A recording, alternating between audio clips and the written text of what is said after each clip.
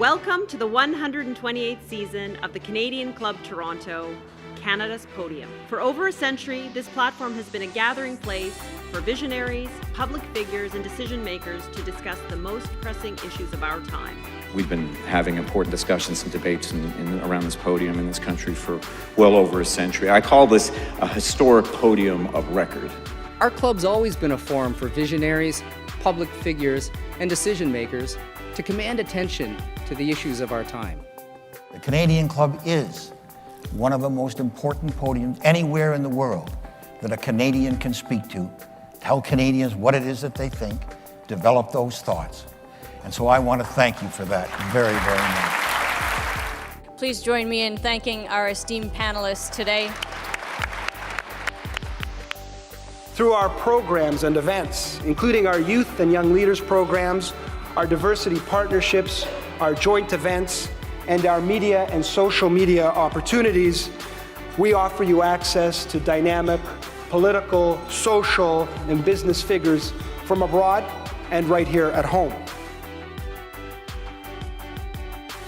The platform from which the eloquence of Canada has flowed all of that time, whether it be business, education, politics, sports, arts, and culture. If someone wants to say something to Canadians about this country and about the future of this country, this is the venue you choose.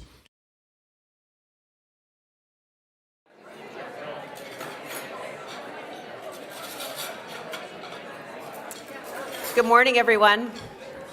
My name is Tanya Van Biesen, and I am president of Canadian Club Toronto, and I just want to thank my colleague Shazan for taking on the morning remarks because the subway was not working, which is another sustainability issue that hopefully will be covered. I am delighted to be partnering with the GLOBExCHANGE at the kickoff of its 2025 three-day conference in our beautiful city that does need better transit. As Canada's Podium, we are proud of our ability to bring you subject matter experts to address the issues that matter most. Navigating sustainability risk and leveraging sustainability benefits is a corporate imperative. And today we'll hear from one of the world's leading experts as she delivers an address and then engages in a conversation with our moderator on this very important topic. We are grateful to our partners and event sponsors for making today possible. Canadian Bankers Association is our annual season sponsor, and Air Canada is our official airline sponsor. And I would also like to thank Canada's Forest Trust Corporation, who partners with us to help offset our carbon footprint through its planting of smart forests. Thank you all for your ongoing support.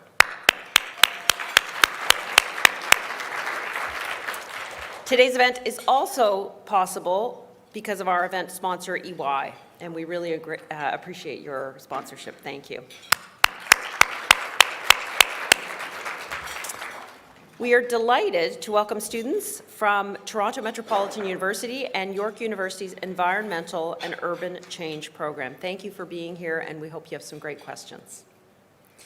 Now, before we get going, let me quickly highlight some housekeeping items. So if you're looking for details about our upcoming events, please visit our website at canadianclub.org. Membership details are available there if you're not already a club member. This morning, we invite you to engage with our speaker by submitting a question. So there are question and answer cards on your table with pens. We do it the old-fashioned way, so those questions will be brought up to our speaker as the event goes on. And then for those who are joining remotely, please hit the Submit a Question button on the right side of your screen at the appropriate time. It is now my pleasure to introduce today's speaker, Jane Ambachtsheer. As Global Head of Sustainability at BNP Paribas Asset Management, she drives the firm's ambitious approach to responsible investing and corporate social responsibility. Previously, she spent 18 years at Mercer, founding its responsible investment business and advising the UN on principles for responsible investment. She remains deeply engaged in industry initiatives, researches and speaks on sustainability and finance, and holds roles at both U of T and Oxford. A recognized leader, Jane has earned multiple awards, including Canada's Clean 50 and a Lifetime Achievement Award from the Canadian Social Investment Organization. Moderating the conversation with Jane is Dan Zilnik, Partner Sustainability Strategy at EY. Dan is a sustainability expert specializing in decarbonization of energy and petrochemicals projects, the economics of the plastics circular economy, and incorporating sustainability considerations into transactions. Dan spent over a decade in the global energy business, leading the Canadian sustainability efforts for a publicly traded multinational oil company. We'll begin with Jane delivering her keynote address, and then she'll join with Dan in conversation. Jane, welcome to Canada's podium.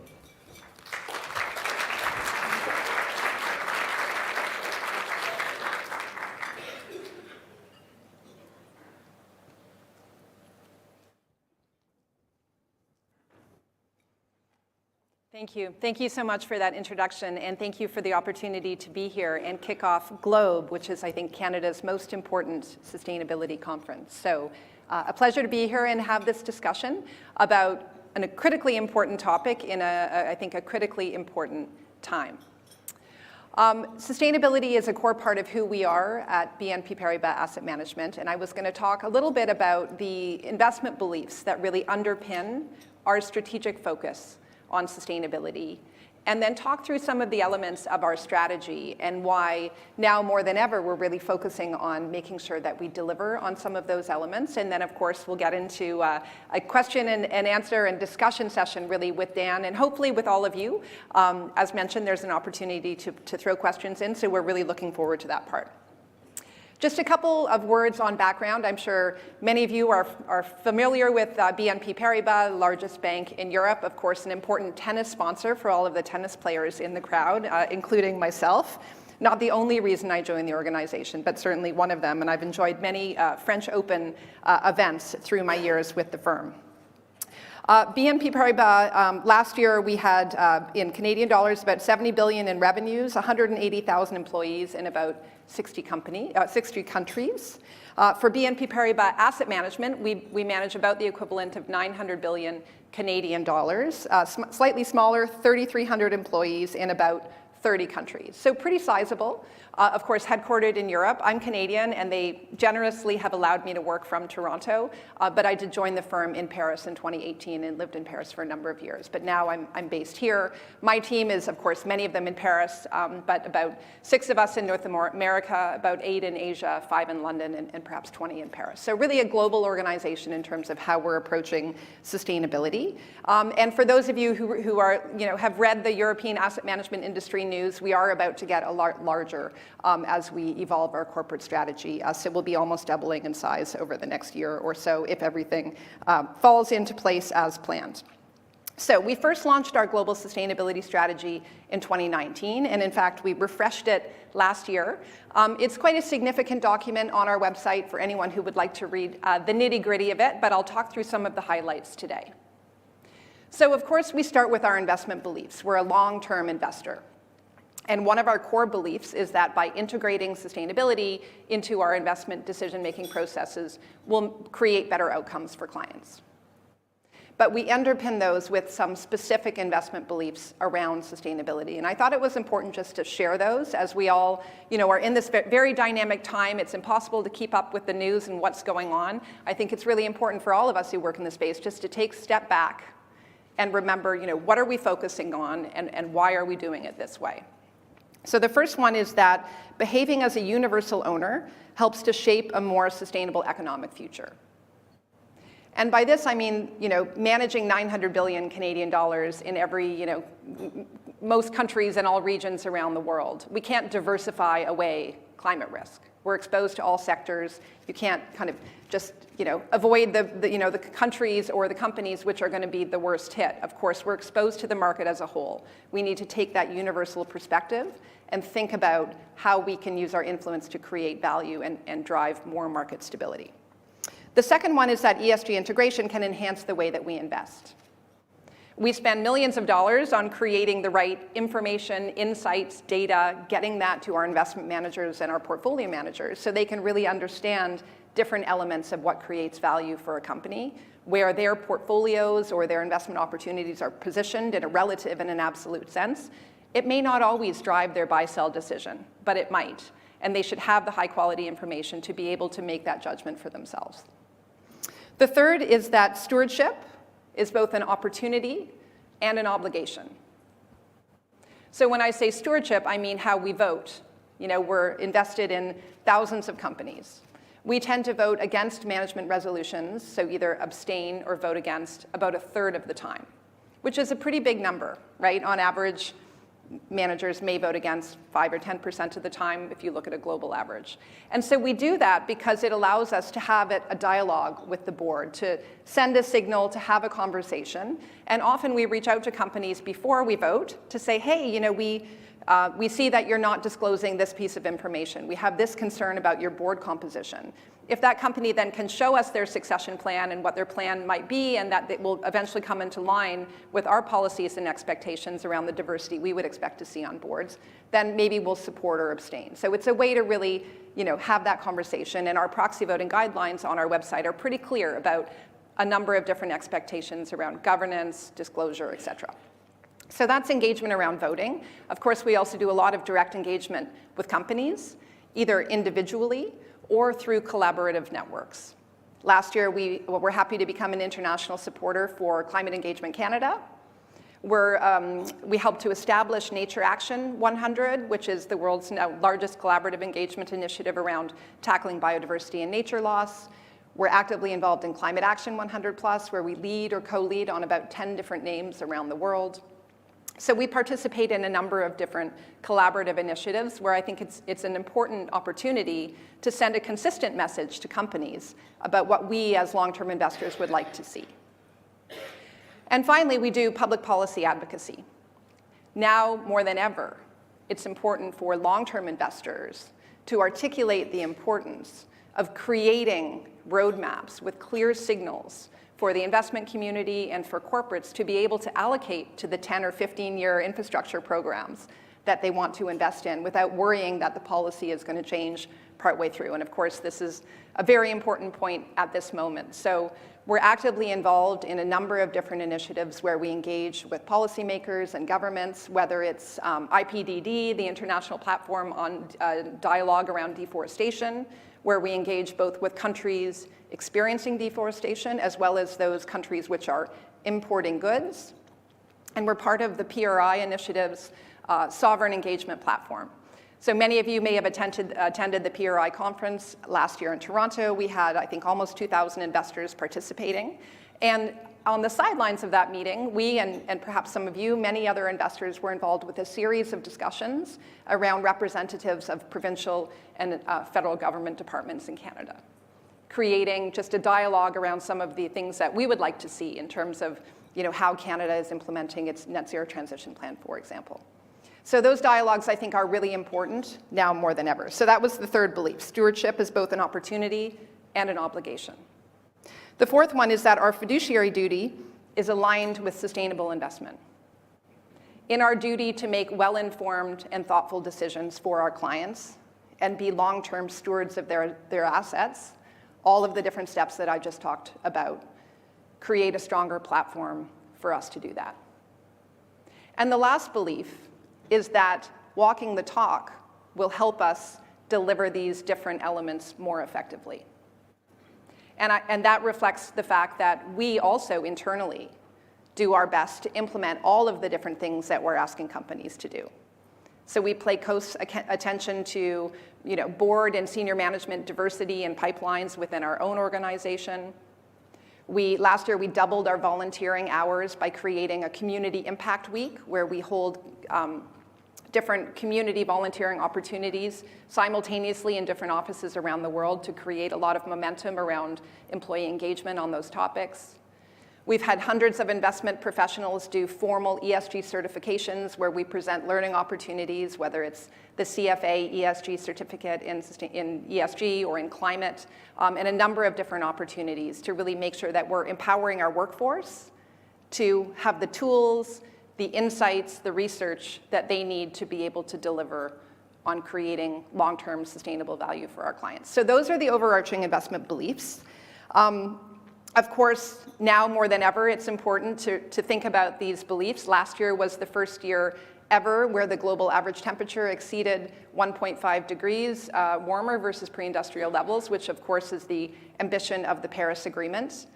We have insurance companies struggling to pay out tens of billions of dollars in relation to the more extreme and severe weather events which we're experiencing, which we're reading about in the newspaper all the time.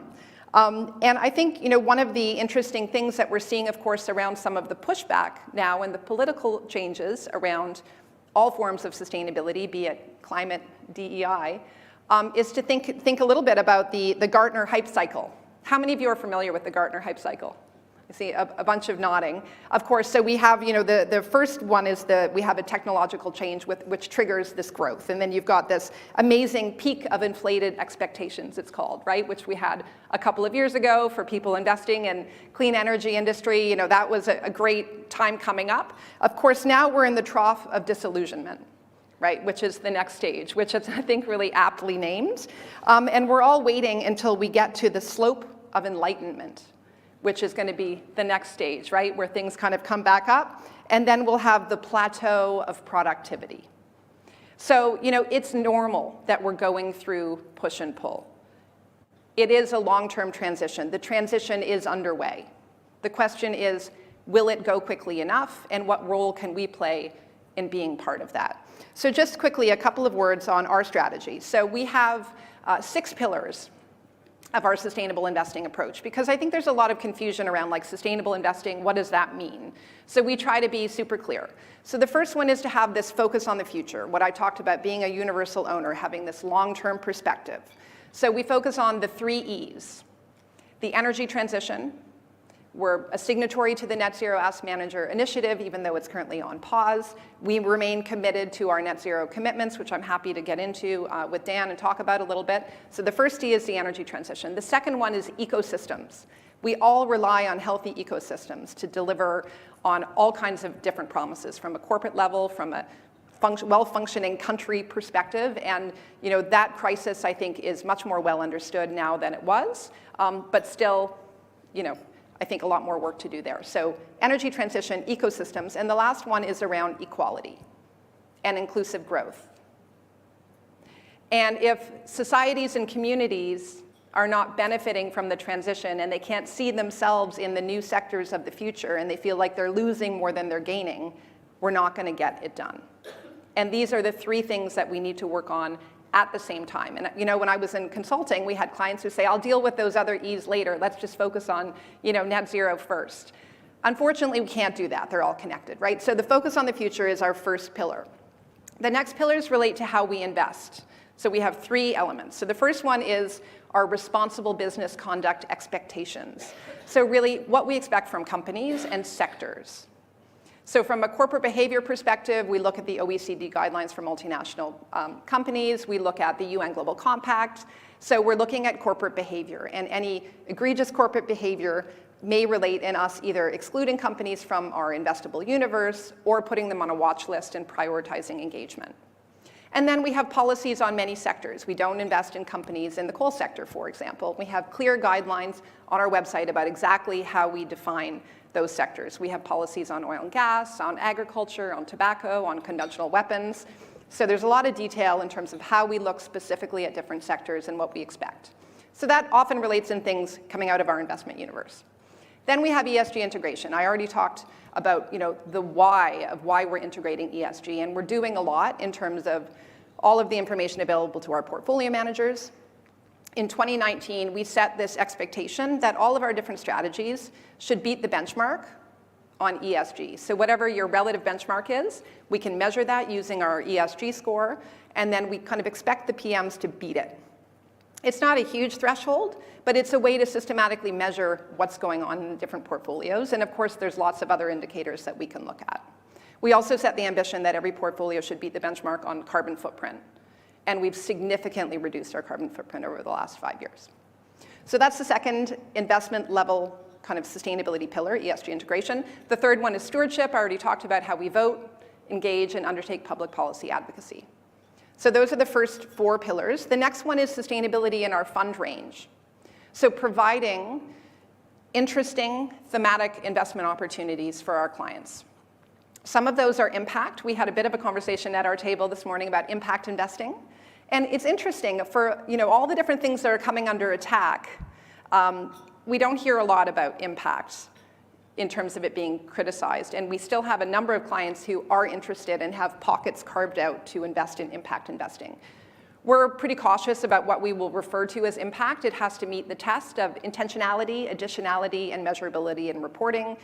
Anything that we call impact will be covered by our commitment to the impact measurement principles, or the operating principles for impact management, OPIM, which means you have to have your impact reports externally audited and publicly available.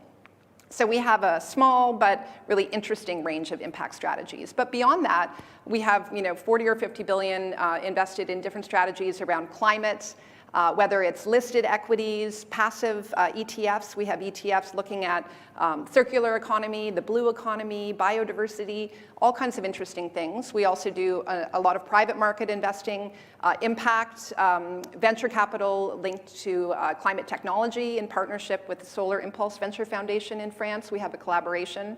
We have a climate impact infrastructure debt strategy where we work with our colleagues at CIB who help us with the project pipeline, and then we're doing the private debt, funding a lot of those different kind of EU-aligned taxonomy infrastructure projects in Europe. And we recently acquired a sustainable forestry company in Denmark, which I sit on the board of, which has been incredibly interesting to learn about natural capital investments, sustainable forestry. We recently launched our first sustainable, it's called the Future Forest Fund, investing in forestry and doing a lot of really interesting kind of signature actions from a sustainability perspective. So that's a huge part of our strategy in terms of really looking at the opportunities associated with the transition and figuring out the investment, the investment set that is associated with that. And then finally, the last pillar of our approach, and I'll stop there, is really around walking the talk. So making sure that we create the culture internally to have our colleagues around the world be really excited about this, right? Feel empowered. We have a really important tone from the top in terms of Sandro Pieri, our CEO, who's incredibly articulate. I was on a call with him this morning, actually, and he was talking about, water shortage in the Mississippi and how that could impact cash flow on certain, shipping companies. I'm like, wow, Sandro, what are you reading? Like, this is fantastic, right? So he's, really bringing this into a lot of our different discussions with CIOs and board members around the world. So tone from the top, really focusing on this and empowering our colleagues and communicating about why this creates value from an investment perspective are really some of the priorities for that. So with that, I'll end my remarks and look forward to my conversation with Dan. Thank you.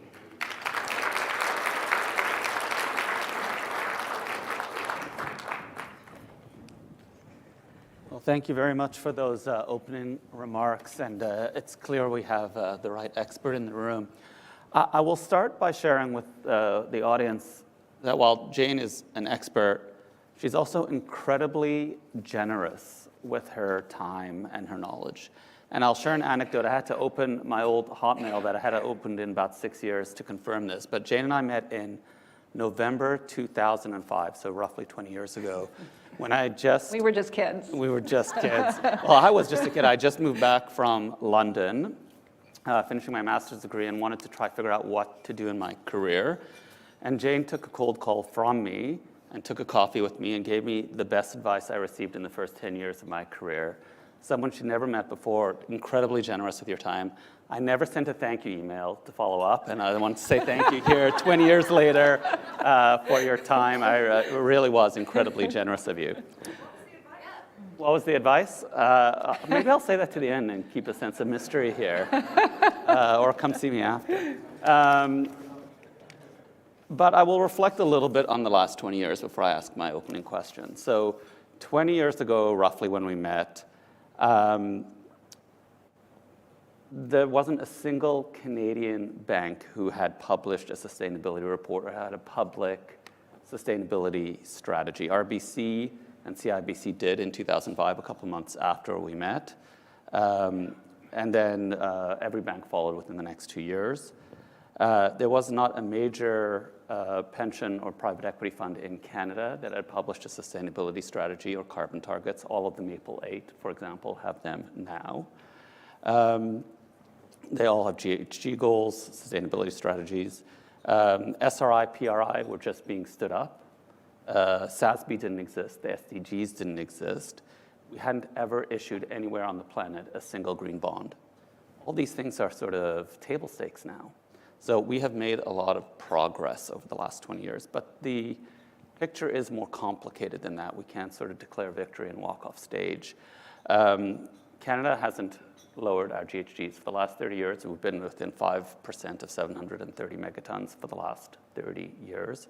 Although, complicating the question, the emissions per Canadian are 18% better than they were 20 years ago, and emissions per unit of GDP are 42% better than they were. So we're becoming way more productive with each ton of CO2. 20 years ago, we had any day of the year about 1,500 to 1,800 coal plants operating unmitigated. Today, that's closer to 2,000 to 2,500. But on the positive side, renewables, excluding hydro, were less than 1% of the global electricity mix. Today, they're about 15%, expected to be 17% by this time next year. Emissions back then were 380 parts per million concentrated in the atmosphere, and as you noted, it's 1.5 degrees, we're about 420 ppm. So the picture is complicated. Now, a new complicating factor is geopolitical risk. This is something we hadn't seen and wouldn't have expected several years ago. And 2 billion people on this planet voted in new governments over the past 12 months. In Canada, we're about to enter both a provincial election and a federal election this year. And of course, the big election was the US. That has resulted in them exporting a new product called geopolitical risk. We hadn't expected that, and I guess we should have. Importantly, the US has withdrawn from the Paris Agreement Again. Second time. Yeah. The only nation to do so. So we're seeing sort of, as you're saying, the pendulum swinging a little bit. So let's address that as our starting question. Have we hit a brick wall on sustainable investing given this sort of long context? Yeah, I mean, certainly it may feel like that sometimes, and for some of you, I think we're being hit by some bricks, but I don't think we've hit a brick wall. As you say, we are clearly moving in the right direction. We have the economics around the transition, right? For every dollar spent building new fossil fuel energy sources, 1.8 are spent on clean energy, right? That's not just because of national policies or commitments. That's because of the levelized cost of energy being competitive and swinging in the favor of renewables. That pendulum is not swinging. So we have the technology, we have the economics. What we need is the will and the plan and the follow through, right? So it's really around politics, as you say. And I think a lot of it comes back to the third E that I mentioned, right? Around equality and inclusive growth. And it's a bigger story around kind of how do we make sure that we're really, making decisions in the interest of society and voters. And I think one of the challenges, of course, is around the time horizon, around short-term decisions or decision-making mindsets, whether they're corporate or individual or electoral, not being in sync with the economic consequences of the decisions that we're making. And as long-term investors, I think we are actually one of the few stakeholder groups who not only has the opportunity to take that perspective, but who has an obligation as the long-term stewards of retirement income for millions of people collectively, in Canada and around the world, the different organizations who are here in this room. We need to have a seat at the table to bring that longer term perspective. So, as I said, we're in the trough of disillusionment, which is an ugly place to be, but there is a way back up. And I think we all need to kind of demystify and de-ideologize, I guess, some of the discussions around let's make it about the economics and the technology and the resilience. So let's keep going on that theme and go back to one of the pillars that you mentioned, which was stewardship. You used the term a seat at the table, which to me equals stewardship. Many of the organizations involved in energy production take an all of the above approach on investing in fossil energy and investing in renewables. So how do you engage through your stewardship approach with those all of the above energy firms that are not pure play renewables, or not pure play fossil fuel producers? And what does that engagement look like? Yeah. Well, one of the first things I did when I joined actually was to hire some heads of stewardship who would be based in the countries and the regions where we would be doing the engaging. So Jane Ho is a woman who's our head of stewardship for Asia Pacific. She's based in Singapore. We also have colleagues in Hong Kong and through our joint ventures in China, mainland China, and India as well. So having a seat at the table, of course, to be effective, one of the most important things is to have the local culture and network and kind of understand the local dynamics. So, we have this kind of relationship between some of the sector policies that I talked about. So, expectations around, not being involved in any new coal, for example. And we have a reducing threshold in terms of the carbon intensity of, energy kilowatt per hour that we expect to see coming from a utility, which declines over time. And so we are clear about what that is. And so we are invested in large companies that have quite significant carbon intensities. In Hong Kong, for example, there was an ongoing engagement we had as part of the power sector engagement that we were part of as part of the Asian Investor Group on Climate Change, where we engaged with a company and encouraged them to actually accelerate one of their coal phase-out projects in order to stay within our range so that we wouldn't have to move away from our ownership position in that company. So that's where articulating our expectations allowed us to have a really clear conversation about some of our expectations. And look, they didn't do it just because we spoke to them about it. We were working with other investors as well who shared the same message. And of course, the economics worked. But I do think that our seat at the table and those collaborative engagements in very much a collective fashion and actually we did a joint press release later that talked about the fact that it did contribute to their decision to accelerate that phase out. So I think, you need to be patient, you need to be well informed, you need to have people locally on the ground, but then you can have an impact. So if I understand, then there's a return on investment on the different business plans there, and the stewardship and the engagement resulted in sort of a restacking and a re-ranking of which things to invest in when, and the accelerated phase out of coal. That's fascinating, and I spent a lot of time on the BNP Paribas website over the last week, and I noted that there's a lot of thematic funds that obviously have your fingerprints on them. For example, the Net Zero Just Transition Fund. But I was hoping we could talk about maybe these funds that have no sustainability thematic. An energy fund, an industrials fund. How do you engage and what does stewardship look like when you have a really great return on investment within a fund that is sort of very traditional in its nature, has little to no sustainability as part of its thesis and founding principles? Yeah.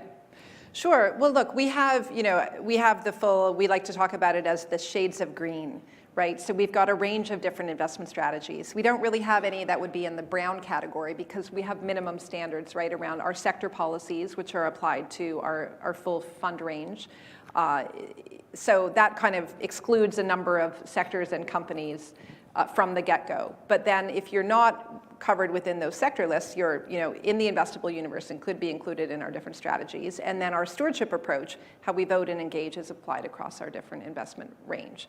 So certainly the question and the challenge can become, how do you prioritize some of these discussions? So if we don't have clear goals and ambitions for, how to help a company accelerate their transition, we can't engage with everyone. Right, so we do have to go through a prioritization process. So we do that by looking at the biggest names in our portfolio, the biggest emitters, but also the companies that have the biggest opportunity for transition. But in this, the net zero global equity strategy, if we take that as an example, so that's an Article 8 strategy, right? So some of you will be familiar with the SFDR framing, right, where you have Article 6, 8, and 9 strategies. So Article 6 doesn't explicitly integrate ESG. Article 8 does, and then Article 9 is 100% invested in companies you identify as sustainable. So those for us would be, pure thematics. So 90% of our fund range is an 8 or a 9. Okay. So we have very few Article 6 funds, and they would tend to be more index replication type strategies. So in the Article 8 strategy, so the global equity net zero, for example, uses this framework that we created called the new AAA, which is companies that are achieving, aligned, or aligning with net zero. So we take that as the starting investment universe. So that's maybe 60% of the equity. I'd have to check the numbers, but it's a smaller universe. But not all of those names are on a 1.5 degree pathway. So the achieving, are, the aligned are under that pathway, and aligning are under 2 degrees. Okay. So in that strategy, we're investing in the companies that are on a 1.5 degree pathway or who have potential because they're under 2. And then we focus our engagement on getting those companies to accelerate their transition. So part of our net zero commitment as an organization, so 50% of our AUM are in scope for our net zero commitment. For every asset manager that signed on to the NZAM, you had to indicate what scope. So some managers are 5 or 10%, some boutiques are 100%, we're 50%, which is pretty big for someone our size.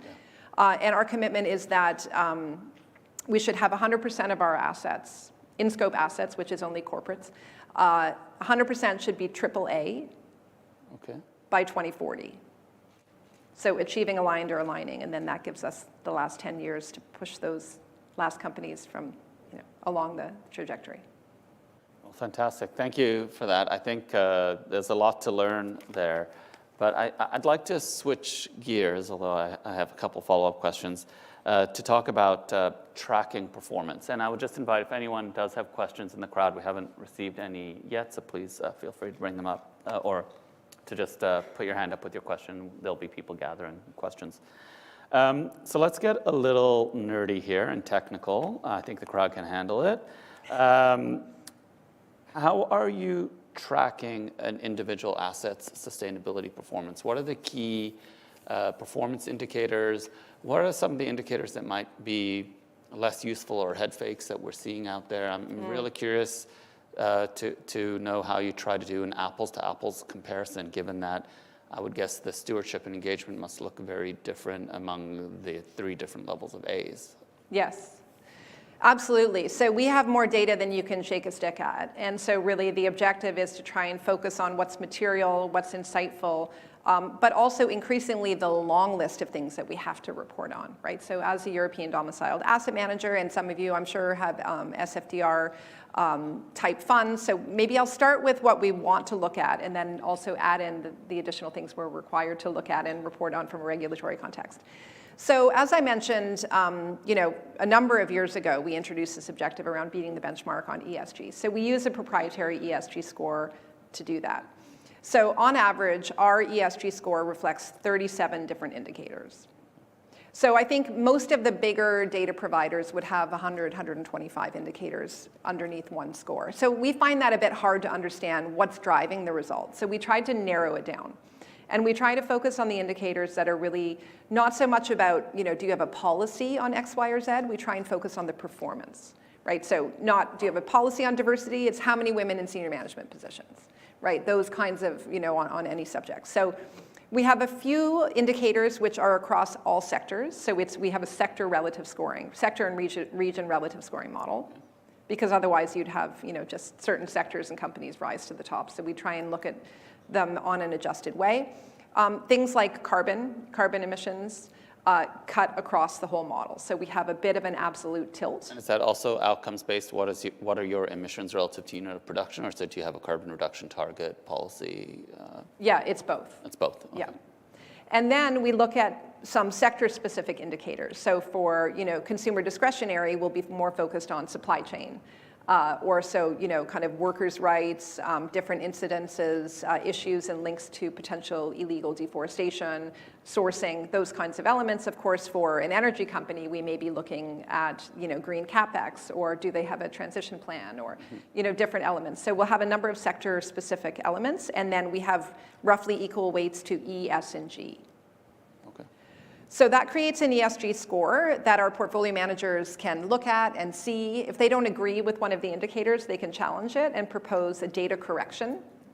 And then one of the sustainability analysts in my team reviews that and can either approve it or not approve it. So we had 300 data corrections last year because the PMs are pretty engaged in this stuff because they're being measured on it on a daily basis. So it really built in that interactivity, which helps to improve the quality of the scores at the end of the day. Mm-hmm. So the ESG score is one thing. We also then are reporting on a number of different elements in the European context. You have the principal adverse indicators, right? So there's a whole list of, carbon-related indicators, things linked to the OECD guidelines, biodiversity, water, waste. So a number of these different indicators that we report on. And then we also have a significant portion of our funds which are, have a national label. So like the French SRI label or the Belgian Towards Sustainability label. And we're also covered by the ESMA fund naming guidelines, which are currently coming into force, which many of you may have read about. But if you have funds in Europe and it has sustainability in the name, for example, it has to apply the Paris-aligned benchmark exclusions. It has to have a minimum 50% sustainable inclusion based on the SFDR definition of sustainable. If you have a fund that has transition in the name, you have to have, look through to what are the transition kind of plans and pathways for different companies. So there's honestly quite a complex landscape of different requirements and regulations between SFDR, national labels, and the ESMA guidelines. So there's a lot of reporting that needs to be done at a fund level, a lot of compliance and controls that take place to make sure that we're not in breach, because most of this you can't be in breach at any point in time. So we're trying to reduce complexity for portfolio managers while also providing them with insightful data and information. So it can be a bit like playing ESG Twister sometimes, and we are, working towards a simplification and harmonization of some of these different rules and requirements. And then there's also entity-level reporting requirements where we need to roll up all of our assets and then report on a number of different indicators, including at all of the PAI. And of course, we voluntarily report on our net zero commitment and our biodiversity roadmap and our equality roadmap. I would just share that, amongst EY's client base that I engage with, I think there's a similar push and pull happening where there's a bunch of required disclosure, which some of it is useful, some of it is just required disclosure, and it's resulting in a smaller number of more meaningful indicators being used for management decisions and stewardship, and then this broader set of information that's used for both that and for regulatory alignment or disclosure requirements. And we're seeing it cause a lot of work, frankly. And the question that we're constantly addressing is what work allows us to make better management decisions and make improvements in the real economy, and what work is for disclosure. And putting the right amount of effort on each has been a new area and sort of a challenge that I think we're seeing our clients work through. So it was fascinating to hear that you have this sort of, lack of a better term, bespoke 37 indicators, and then the series of required disclosures, both at an entity level, it sounds like at a fund level, Yep. and then sort of at an enterprise level, Yep. And different regulations from different EU and countries. So, there's a lot of good data out there, and then there's a lot of work to disclose in line with requirements. And I think a lot of Europeans are feeling similar to a lot of your clients. And of course, I'm sure everybody is aware of the review of the whole suite of kind of disclosure regulations happening in Europe. And, over the next couple of weeks, we're likely to see some pretty significant updates with the objective of trying to simplify and align. And it's been 5 years in the making and a few months in the revision process. And I think there's a lot of genuine questions around what might come out of that over the next few months and how significant a change will it be. So we have 5 minutes left, and I want to close with a wonderful question from the audience and maybe add on to it a little bit. So the question is, with the BRICS flying and the current disillusionment, what are you optimistic about? And I'll add to this question with, what is one recommended action you would suggest we should all undertake in this room to further the thing you're optimistic about? Yeah. Sure. Well, look, I think that we should pay attention to what's going on in Asia, right? Asia is the biggest source of the world's emissions. 50% of cars sold in China last year were EVs. We have sustainability disclosure frameworks and taxonomies which have been introduced in many, many countries in the region. We see, a race to the top between Hong Kong and Singapore in terms of, who can be further ahead on a lot of sustainability topics. We, of course, see a lot of interesting opportunities with the resource base in the region around how they can empower and enable the transition. And of course, it's a region that has so much to lose in terms of the physical risks associated with climate change. So that's an area that's identified as one of our strategic priorities in our strategic plan. We manage about 100 billion euros in Asia Pacific and have 140 people on the ground, I think, and are very, very much kind of involved in the region. And I think that's, it's really easy to go in, of course, focus on the US where, I mean, it's impossible to keep up with everything that's happening on a daily basis. And I think we still need to see how some things land. We've got the economics on our side, as we've talked about. We have the technology. So it's around behavior, and it's really around leadership. And I think that's the message that this room needs to take away, right? All of you have an opportunity to lead within your organizations and your communities. And now more than ever, we need to be that voice at the table who says, let's not throw the baby out with the bathwater, right? We're focused on these topics because we need to be for our economy, for our companies, and for our kids. And so let's keep all of those things closely in mind and take a deep breath and remember that we've got the economics, we've got the technology, let's be part of the conversation and let's bring the leadership. Well, what a wonderful note to close on. If you could join me in thanking Jane for these remarks. And I'll look forward to seeing you all at Globe. Thank you. Great. Thank you so much. Thank you so much, Jane. Oh, you forgot about the advice. Oh, the advice. Yeah, so 1 second.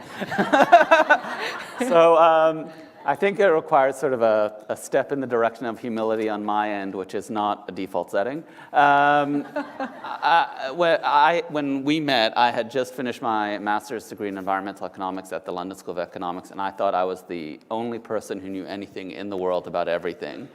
Jane very quickly made me aware that I was wrong on that assumption, very kindly and quickly, and suggested to me that rather than trying to become a consultant to give everyone advice on all these things I had learned in London that nobody knew in Toronto, that I should join an industry where I wanted to make an impact so I could learn how it actually operates.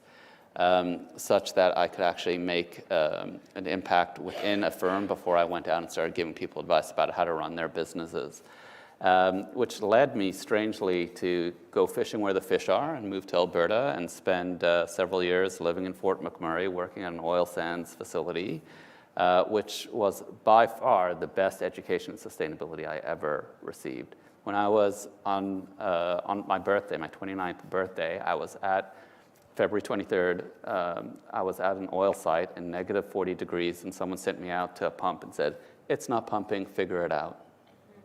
It was negative 42 degrees outside, and that was an education about what does it actually take to get resources to market.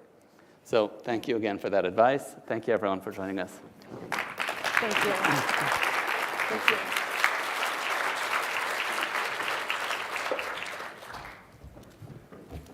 Thank you both very much. This conversation brings to mind a quote from Lenin: "There are decades where nothing happens, and there are weeks where decades happen." And I suspect we will think about that over the next few years.